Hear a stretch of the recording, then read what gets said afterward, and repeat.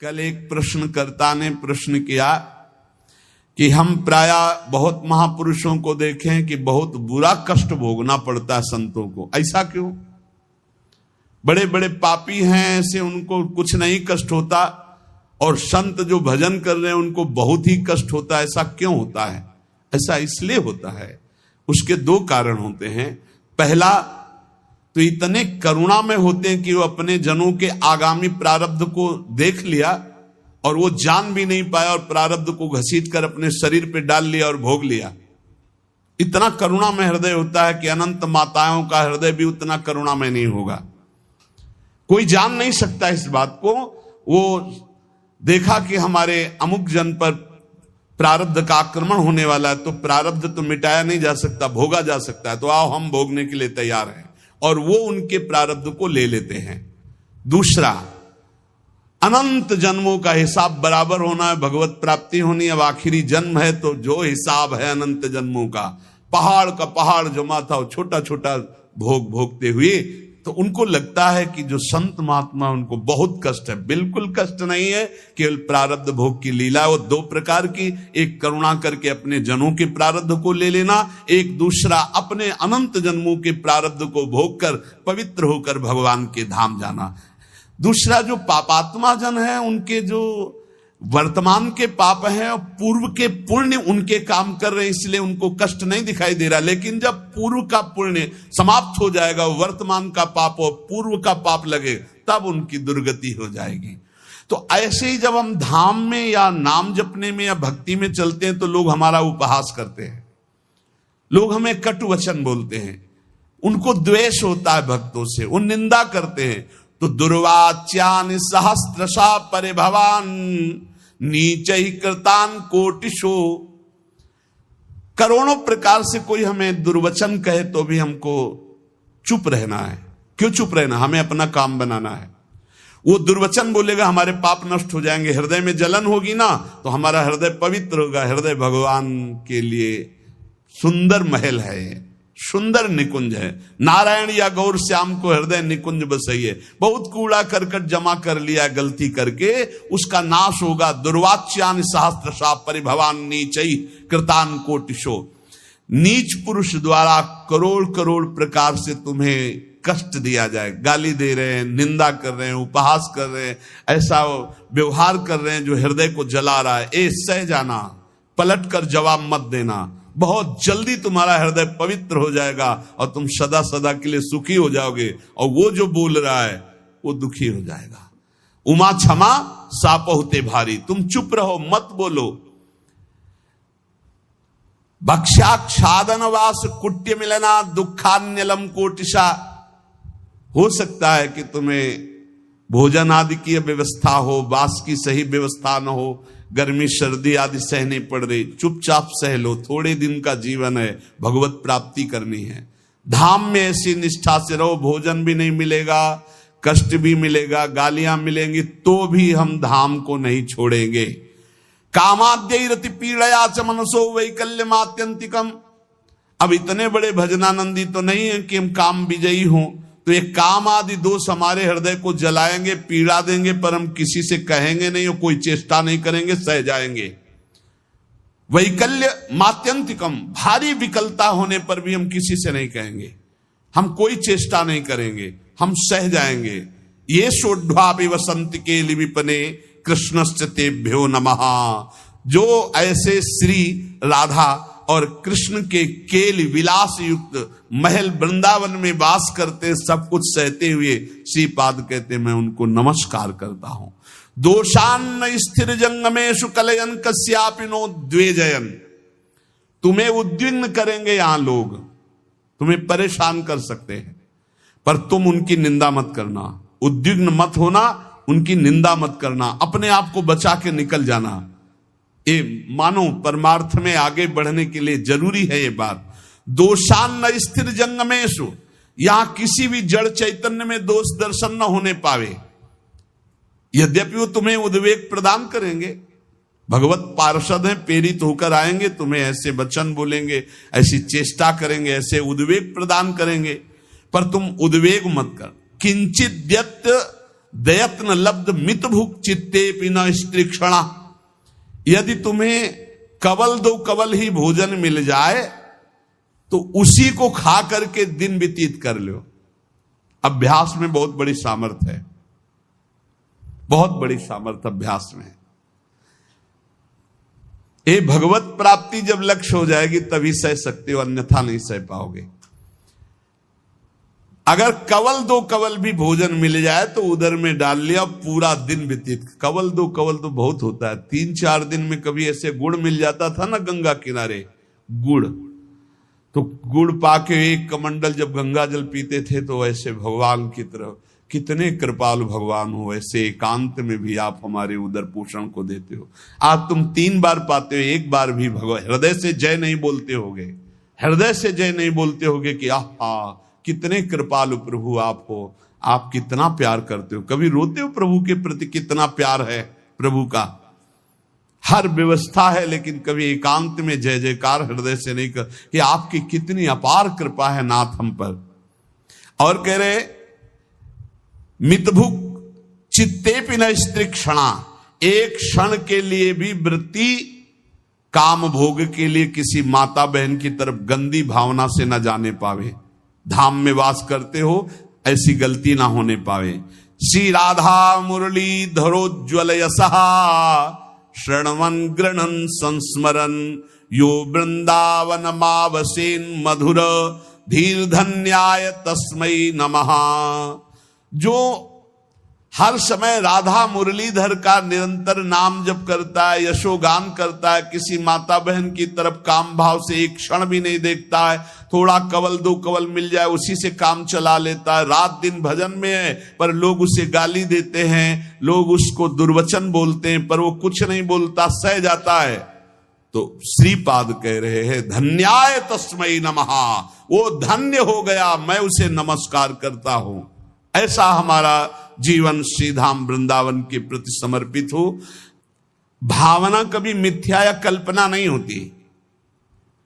उपासक को भाव से ही रसास्वादन मिलता है। भावोत्सवेन भजताम रसकाम धेनुम तम राधिका चरण रेणु मामिस्म। यदि भाव नहीं उत्पन्न हुआ तो अभी जीवन सुन। साधना की अवस्था में आपको लाभ मिला है क्या? भाव। भाव साधु को, साधक को, भक्त को, उपासक को उपलब्धि हुई है तो क्या उपलब्धि हुई? भाव। जैसे ज्ञान मार्ग में भी भाव है, ब्रह्म भाव, भगवत भाव में है सखा भाव, दास्य भाव, वात्सल्य भाव, गोपी भाव, सहचरी भाव, भाव की प्राप्ति होना। श्रद्धाहीन, मिथ्याचारी, मनमानी आचरण करने वालों को भाव का परिचय ही नहीं, जानते ही नहीं कि भाव क्या है। सच्ची मानिए, जिस दिन आप भाव में डूबने लगेंगे आपको कहीं जाने आने की जरूरत नहीं। यहां के ठाकुर का दर्शन नहीं हुआ तो विश्व में कहीं भी दर्शन करे और शांति नहीं मिलने वाली। इसलिए जो भगवत कृपा पात्र होते हैं अंतर में घुसना प्रारंभ कर देते हैं, अंतर्मुख होकर के अपने हृदय देश के ठाकुर के दर्शन की चेष्टा करते हैं। हृदय के भगवान का साक्षात्कार हो गया तो सर्वत्र होगा, और सर्वत्र घूमे आप हृदय के ठाकुर का साक्षात्कार नहीं तो कुछ हाथ नहीं लगेगा। करके देख लो, मन चराए आओ, मन को घुमाए आओ, आंखें चराए आओ, लेकिन हृदय के ठाकुर का साक्षात्कार नहीं हुआ तो विश्राम नहीं मिलेगा। देखो, ये भाव राज्य है, इसमें स्थूल से सूक्ष्म, सूक्ष्म से सूक्ष्मतर और सूक्ष्मतर से सूक्ष्मतम में प्रवेश होता है। ये दिव्य भावना का लोक है। स्थूल, सूक्ष्म, कारण, भाव, चिन्मय, 5 भेद है। पहले स्थूल भाव बनता है। कैसे? शरीर से प्रकट सेवा में खूब तन्मयता, शरीर से जैसी आज्ञा हुई जहां हमें खड़ा कर दिया गया वही शरीर प्रधान। फिर अंतर में घुसता है, अंतःकरण प्रधान, सूक्ष्म शरीर, चिंतन प्रधान। अब बाहर की क्रियाएं तो पहले से ही संयमित हो चुकी है, अब जैसी गुरु आज्ञा वैसा अंदर चिंतन प्रधान। फिर कारण स्वभाव प्रधान हो गया। या जो पर्यो मोहि सहज स्वभाव, श्री हरिवंश नाम रस चाओ, श्रुतौ राधिका कीर्तिरंता स्वभावे। अब उसका स्वभाव बन गया भगवत लीला गाना, भगवत लीला सुनना, भगवत नाम जप करना, भगवत कीर्तन करना, भगवत सेवा करना। तब प्रकट होता है भाव। स्थूल, सूक्ष्म, कारण, तीनों का परिवर्तन जो कर दे उसका नाम भाव। भाव के आगे चिन्मय देह की प्राप्ति होती है, जिसे भाव देह कहते हैं। ये बड़ा विलक्षण होता है, न स्थूल होता है, न सूक्ष्म होता है, न कारण होता है, न यातना देह होता है, न देव देह होता है, न स्वाप्निक देह होता है। एक अलौकिक चिन्मय भाव देह है। ये नित्य, जैसे प्रिया प्रीतम वैसा ये नित्य है चिन्मय देह। ये देह केवल कहने मात्र को ये शुद्ध भगवत स्वरूप है। इसमें देह जनित कुछ नहीं है, हड्डी मांस या पुरुष स्त्री के चिन्ह, ये सब नहीं है भाव देह में। अब आप विचार कीजिए, ये जो लीलाएं हैं ये चिन्मय देह से हो रही है, जहां ना स्त्री चिन्ह है, ना पुरुष चिन्ह है, ना रक्त है, ना मांस है, ना मज्जा है, ना हड्डी है, ना विकार है। निर्विकार चिदानंद चिन्मय देह। कैसे जानोगे कैसी रास हो रही है? यहां देह और देही का भेद नहीं, जैसे आत्मा अलग है देह अलग है। यहां माया का पर्दा नहीं है, यहां बहिरंग प्रकृति का प्रवेश नहीं है, यहां अंतरंगा योग माया का भी प्रवेश नहीं है। यहां माया की चादर डालकर भगवान नहीं खेलते, यहां खुला खेल हो रहा है चिदानंद में। जैसे यहां तो माया की चादर पड़ी हुई, पहले देह फिर अंदर बैठा हुआ चिदानंद तत्व है, उसे कोई बिरला ज्ञानी जानता। समात्मा सुदुर्लभा वासुदेवास्वरमिति। इस चिन्मय भावदेह की जब प्राप्ति होती है तो केवल प्रिया प्रीतम के मिलन आनंद की व्यवस्था करना और उसी आनंद में पूर्णानंद में डूबना। जैसी हरिवंश लाल ललना मिली तो हियो सिरावत मोर, चिदानंद भाव देश से चरी। इसमें जो चरम सुख है उसके आगे मोक्ष सुख कड़ुआ लगता है।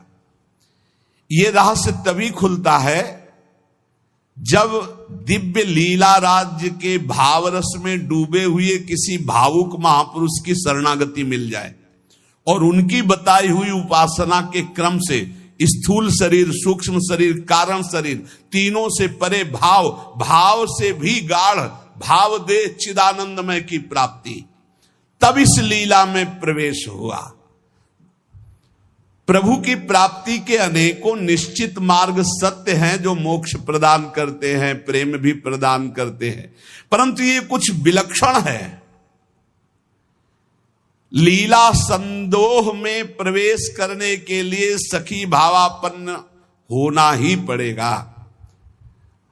देखो, जब नारद जी ने हठ किया कि मुझे आपकी ब्रज लीला रास देखना है, तो उनको नारद जी से गोपी बनना पड़ा। अर्जुन जी को भी गोपी बनना पड़ा। भगवान शंकर जी ने जब चाहा तो इनको भी गोपी बनना पड़ा। ब्रज लीला के रास में अर्जुन को, नारद जी को, भगवान शंकर को गोपी बन करके प्रवेश दिलाया। लेकिन नवनिवृत्त निकुंज में तो सहचरी भाव के बिना प्रवेश। तीन गोपिन ते दुर्लभ माई, नित्य विहार सहज सुखदाई। यहां धाम, परिकर, खगमृग पशु पंछी सब चिदानंद। यहां दो नहीं, सब एक है। प्रिया, लाल, खग, मृग, पशु पंछी, वृंदावन, सहचरिया, सब का सब एक ही परम तत्व, हित, प्रेम। प्रेम, ये प्रेम का वैभव। इस नित्य परिकर में भाव देह से सम्मिलित हुआ जाता है। भाव देह के बिना रास और विलास, ये परम गुह्य रहस्य है, इसे कोई नहीं जान सकता। ये तर्कों के द्वारा, विद्वता के द्वारा, शास्त्रों के द्वारा प्रमाणित नहीं किया जा सकता, क्योंकि जितने प्रमाण दोगे सब योग माया के अंतर्गत होंगे। योग मायातीत, पहले तो मायातीत, मलिन त्रिगुण माया, सतोगुण, रजोगुण, तमोगुण, फिर इससे भी विशुद्ध जो योग माया है उसके ऊपर जब जाओ तब नवनिभृत निकुंज का रस। न लोक संग्रह है, न जगत के प्राणी हैं, न जगत की भावनाएं हैं, न जगत का भोग है। एक अलौकिक दिव्य धाम नवनिभृत निकुंज, जहां एक से भिन्न कुछ भी नहीं, न लोक, न जगत, न प्राणी, न वस्तु, न सूर्य, न चंद्रमा, न शरीर, सब चिदानंद, सब प्रेममय। वृंदावन प्रेममय, खगन पशु पंछी प्रेममय, यमुना जी प्रेममय, प्रियालाल प्रेम के खिलौना दो खेलत है प्रेम, प्रेम प्रेम प्रेम। और चिदानंद देह को सुन चुके हैं आप, निर्विकार, स्त्री पुरुष चिन्हों से रहित। चिदानंद में देह तुम्हारी, विगत विकार जान अधिकारी। नित्य दिव्य रसमयी रासलीला का रहस्य ये माया मुग्ध मानव किसी भी तरह से नहीं जान सकता। हृदय में जब तक कोई भी वासना है तब तक प्रियालाल को कोई नहीं जान सकता। रास के ज्ञान को जानने के लिए ब्रह्म ज्ञानी भी नहीं परिपूर्ण है कि ब्रह्म ज्ञान हो गया तो रास का ज्ञान उसे हो जाएगा। बड़ा खींचातानी करके वो कहते हैं आत्मविलास हो ऐसा, ये अलग देश है। अगर एक खींचातानी वही ज्ञान से होता तो परम ज्ञानी जो महान पुरुष श्री सुखदेव जी हैं वो सीधे आत्मविलास का वर्णन करते। जगत के विषयों से त्याग वैराग उपरति, मोक्ष सुख का त्यागी, वो रास रस का अधिकारी जो पुरुष होता है उसकी स्थिति का वर्णन करते हुए कहते हैं जहां किंचन मात्र भी मैं का ख्याल ही नहीं रह गया। देखो, रास में प्रवेश पाने वाले भाव देह को प्राप्त हुए महापुरुष की स्थिति कैसे होती, वो देख रहा है मेरे द्वारा होता जो कुछ करते वो सारा भगवान, मैं न रहा मेरा न रहा, करता कौन कहां अभिमान, ढांचा एक बना रखा है अपने से ही अपने काम, नियमित सब चलते कल पुर्जे होती दिखती क्रिया तमाम। केवल ढांचा दिखाई दे रहा है, अंदर सिर्फ भगवान बैठे हुए हैं। अब जो कुछ हो रहा है वो सिर्फ भगवान कर रहे हैं। ढांचा दिखाई दे रहा है व्यक्ति का, वो अंदर बैठा है परमात्मा, वही सब कुछ करा रहा है।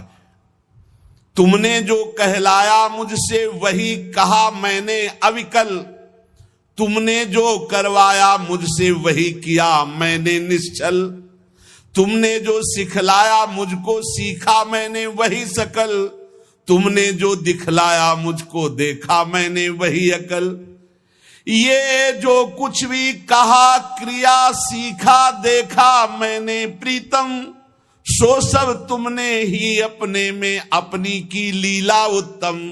तुमने जो कहलाया मुझसे वही कहा मैंने अविकल, तुमने जो करवाया मुझसे वही किया मैंने निश्चल। ये उस जो भावदेव को प्राप्त हो रहा है, किंचन मात्र हम नहीं रह गया, वो देख रहा है प्रभु करा रहे हैं। मन मत कैसे होते मुझ में जब मैं ही हूं नहीं स्वयं, बना तुम्हारा सुख सदन तुम्ही से रहते हरदम। मन बुद्धि चित्त हम सब कुछ आपने अपहरण कर लिया, आप कार्य तो आपके द्वारा हो रहे। ओ शब्द में त्रुटि हो सकती, हाईजैक कहते, हाईजैक कहते, कर लिया हाईजैक भगवान ने, पूरा सिस्टम हाईजैक कर लिया। मन बुद्धि चित्त अहंकार इंद्रियां सबको भगवान ने, अब वो दिखाई दे रहा है केवल ढांचा करता हुआ, लेकिन क्रिया। किसी ने प्रश्न किया था कि आपको मन परेशान करता जैसे हम लोगों को परेशान करता है? था, परेशान करता था जब मेरा मन था तब। जब मेरा मन था तब परेशान करता था, और जब उनका मन हो गया तो अब आनंद देता, परेशान नहीं करता है, अब आनंद देता। क्या स्थिति होती है? मेरे मन में नित प्रविष्ट रहे, ईश्वर का मन करता काम, ईश्वर के मन के ही होते उदय दिव्य संकल्प ललाम। अब जो मेरा मन था उसमें ईश्वर का मन आकर बैठ गया। अब जो संकल्प विकल्प हो रहे हैं, अब जो क्रियाएं हो रही, जो भी बात हो रही, जो प्रश्न उत्तर हो रहे, जो चेष्टा हो रही, वो ईश्वर के द्वारा हो रही, वो किसी जीव के द्वारा नहीं हो रही। जीव के द्वारा किसी का परिवर्तन नहीं होता, ध्यान रखना। जो इसमें मैं था उसका अपहरण कर लिया गया, और उस मैं पे जो मैं है वो बैठ गया, अब अपना कार्य वो कर रहा है। रहा न मेरे मन में कुछ भी ईश्वर के मन के अतिरिक्त, रहता सदा इसी से वो मधुरमय भगवद रस से अभिषिक्त। अब मेरा मन नहीं रह गया, अब प्रभु के मन ने हमारे मन पर पूरा का पूरा अधिकार करके बैठ गया। तो प्रेम रस अभिषिक्त मन, सूखे मन में काम क्रोध लोभ मोह मद मत्सर होते, भगवत रस से अभिषिक्त मन में नहीं होते। परेशान भूखा आदमी करता है, तृप्त आदमी तो आराम करता है। अब श्री राधा जुग चरण निवास, अब तृप्त हो गया, अब इसके भागने की जगह नहीं बची है। मेरे मन को नित्य बनाए रखते प्रभु निज मन का यंत्र, करते उससे अपने मन की मनमोहन वे परम स्वतंत्र। रहा न कोई मुझ में करने वाला अब सुचि असुचि विचार, अंतर्द्वंद मिट गए सारे मिटे मोह के सभी विकार। एक ने कहा कि हमने आपको जान लिया। नहीं भाई, नहीं जान सा है। छाती से लगे रहो फिर भी नहीं जान पाओगे, छाती से लगोगे फिर भी नहीं जान पाओगे, वचन से लग जाओगे तो जान जाओगे, वाणी को पकड़ लो उसके अनुसार चल दो तो जान जाओगे, नहीं जान पाओगे। प्रभु के मन में निज को खोकर मन हो गया अमन मेरा, उठा असत आशा तृष्णा का ममता का सारा डेरा। अमना हो गया मन, कुछ नहीं चाहिए। जब बहुत बड़ी वस्तु मिल जाती है तो उसके पाने के बाद कुछ पाना बाकी नहीं रहता, उसके जानने के बाद कुछ जानना बाकी नहीं रहता। एक बार चित्त को लगाओ, तो एक बार प्रभु में लगाओ, फिर जब प्रभु तुम्हारे चित्त को स्वीकार कर लेंगे तो क्रीड़ा करते अब मन में स्वयं प्रीतम इच्छा अनुसार, करते रहते नित उसमें उससे वे अब स्वच्छंद विहार। अब मन रूपी भवन में हमारे प्रीतम स्वच्छंद विहार कर रहे हैं। जितनी भी मलिनताएं थी, जितनी भी इच्छाएं थी, वो प्रभु से विमुख होने के कारण, और जब प्रभु पधारे मन में सब अपने आप खत्म हो। क्रियाएं वैसे ही हो रही। मेरा जो कुछ था सब ही पर हुआ एक उनका अधिकार, वे ही अब सब कुछ बने प्राण हृदय मन प्राणाधार। भगवत प्रेमी महात्मा के प्राण कौन? प्रभु। मन कौन? प्रभु। तो प्राणाधार कौन? प्रभु। हृदय कौन? प्रभु। स्वयं प्रभु बन जाते।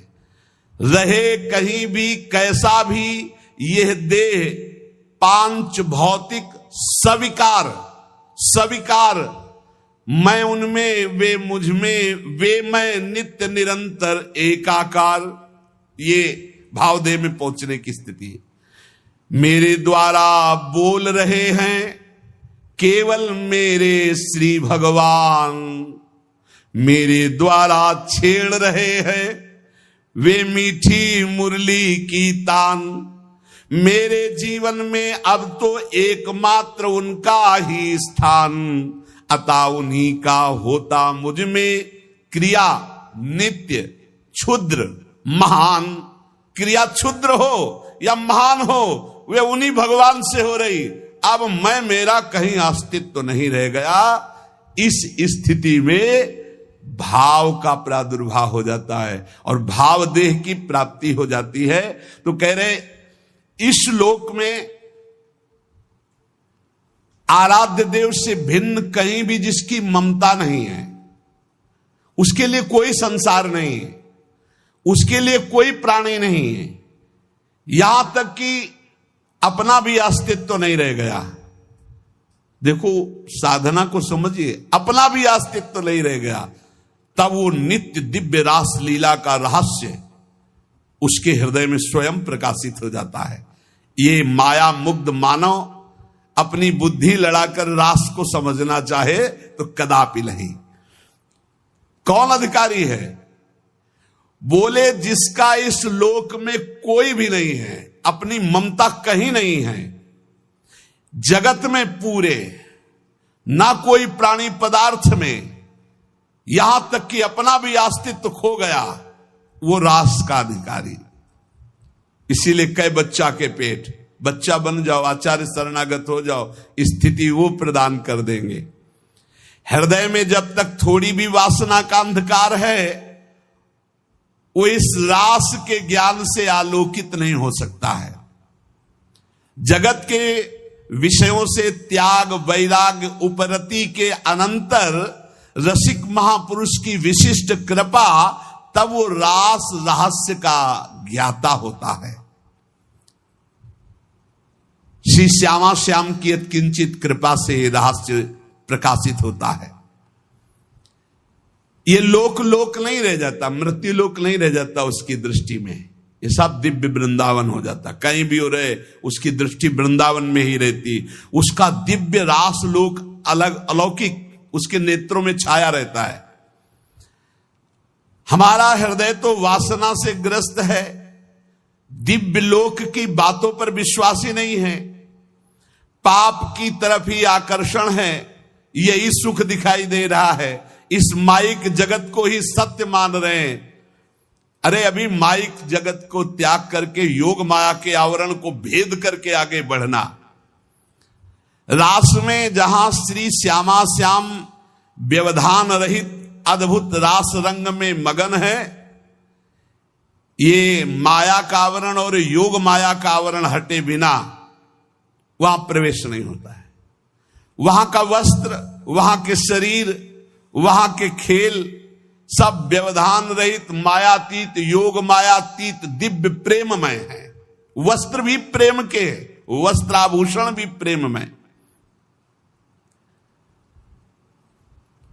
ये नित्य परिकर जो प्रिया प्रीतम का है, इसी के आश्रय से इस परिकर में प्रवेश होता है। ये जो सखियां आई, श्री स्वामी हरिदास जी महाराज, ललिता सखी जी, श्री हरिवंश महाप्रभु हित सजनी जी, ये जो नित्य परिकर है किशोरी किशोर का, इन्हीं की कृपा से इधर सोच बढ़ती नहीं, कल्पना भी नहीं कर सकते आप। संभाव्योपि विरंचि नारद शिवो स्वयं भुवाद्यैर नया।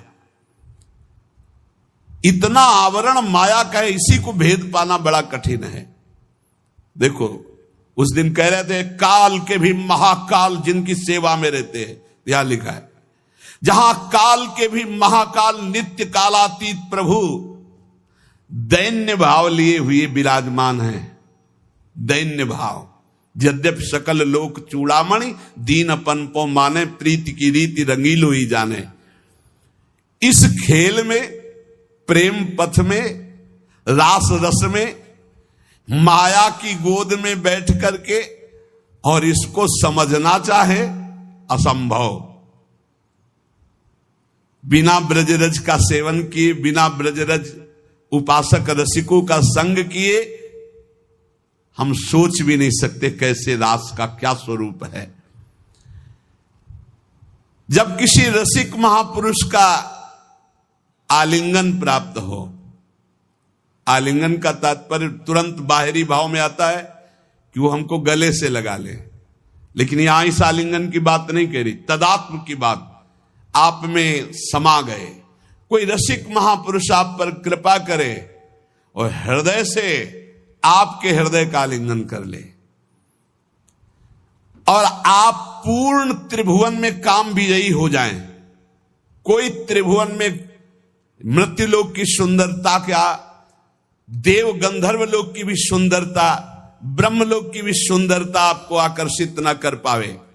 इस कोटि का वैराग्य जहां यत किंचन मात्र ब्रह्मलोक तक का कोई भी भोग आकर्षण न पैदा कर पावे, वो इस मलिन माया को पार करके ठीक उस रास लीला परम धाम की तरफ जाने का अधिकारी होता है। कितनी ऊंचाई चाहिए, इसीलिए बच्चा बन जाओ। बहुत ऊंचे नहीं बन पाओगे, बच्चा बन जाओ। साधारण मानव समाज अपने धर्म में तो चल नहीं पा रहा, वर्णाश्रम धर्म की तो बात ही दूर हो गई, वैदिक सिद्धांतों तक तो पहुंच ही नहीं हो रही है। धर्म का जब तक पालन नहीं, तब तक पाप वासना भ्रष्ट किए हुए कैसे कोई समझेगा प्रिया प्रीतम की बात। इसीलिए बड़े भाग्यशाली हैं अपने लोग जो प्रिया प्रीतम की बात कथन सुन। ये सब महामहिम बातें ये सुनने को नहीं मिलेंगी, नहीं मिलेगी। आजकल श्रवण कथन का स्वरूप ही बदलता चला जा रहा है, एक उपहास, एक मनोरंजन, एक ऐसा। ये जो मायाकृत है, कैसे जानेंगे रास, कैसे जानेंगे भगवान की प्रेम विलास को। अरे भक्त तो धर्म राज्य, वैदिक सिद्धांत राज्य, यहां तक कि मोक्ष पदवी से ऊपर उठा हुआ प्रेम राज्य में जब पहुंचता, तब यह दिखाई देता है रास क्या है, राधा कृष्ण का स्वरूप क्या है। भावलीला में मानवीय कर्म चेष्टा का प्रवेश ही नहीं है। ये मानव जगत आदर्श के शिखर तक मानव कर्म पहुंचते हैं, रासलीला में नहीं। ये रासलीला भावलीला है, ये भावदेह से होती है।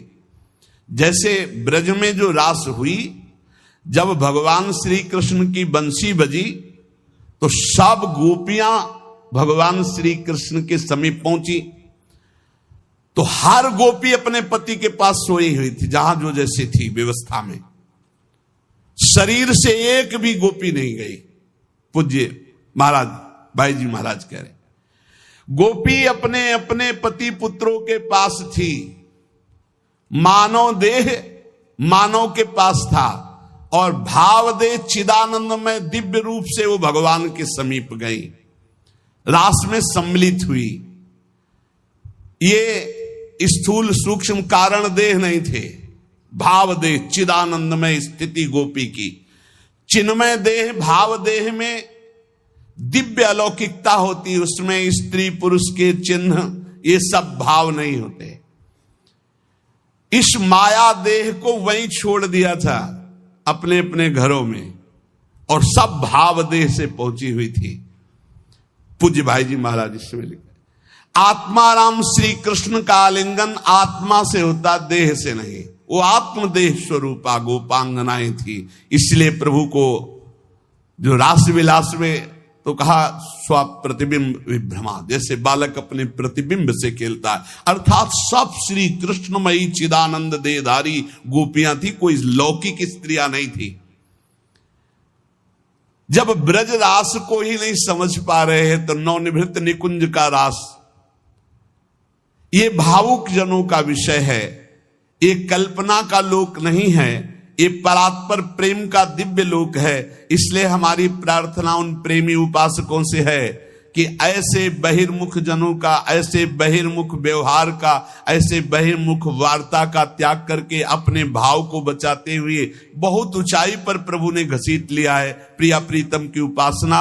तो सिर्फ श्यामा श्याम का नाम, श्यामा श्याम की रूप, श्यामा श्याम की लीला, श्यामा श्याम के गुणों का गायन करते हुए संसार की, लोक परलोक की कोई परवाह न करते हुए, किसी की समालोचना का ये विषय नहीं, ये अपने हृदय के भाव का विषय है। तो जैसा आचार्य गुरुदेव ने उपदेश किया वैसा हम आगे बढ़ते रहे। पूज्य श्रीपाद प्रबोधानंद जी महाराज, यदि आपको वृंदावन का वास मिल गया है वृंदावन आने को मिल गया है, अब यहां आपको कोई कटुवचन बोलता है, आपके साथ दुर्व्यवहार करता है, तो आपको पवित्र किया जाता है। निरंतर नाम जप करें और जो भाव में झांकी आ रहे उसे कल्पना मत मानो। बहुत रोमांचित हो कि प्रभु पधारे, प्रियालाल हमारे ध्यान में आ रहे, और जैसा तुम्हारा गाढ़ ध्यान होता जाए, किसी से कभी कहना मत कि स्वप्न में भगवान आए हैं या हमारे ध्यान में भगवान आए हैं, आज तो हमने ऐसा अनुभव किया, वैसे कुछ मत बोलो। परमार्थ की अनुभूतियां छुपाने से आगे बढ़ती हैं। अगर हम जरा भी बोल दिए तो उसी दिन से बंद हो जाएंगी।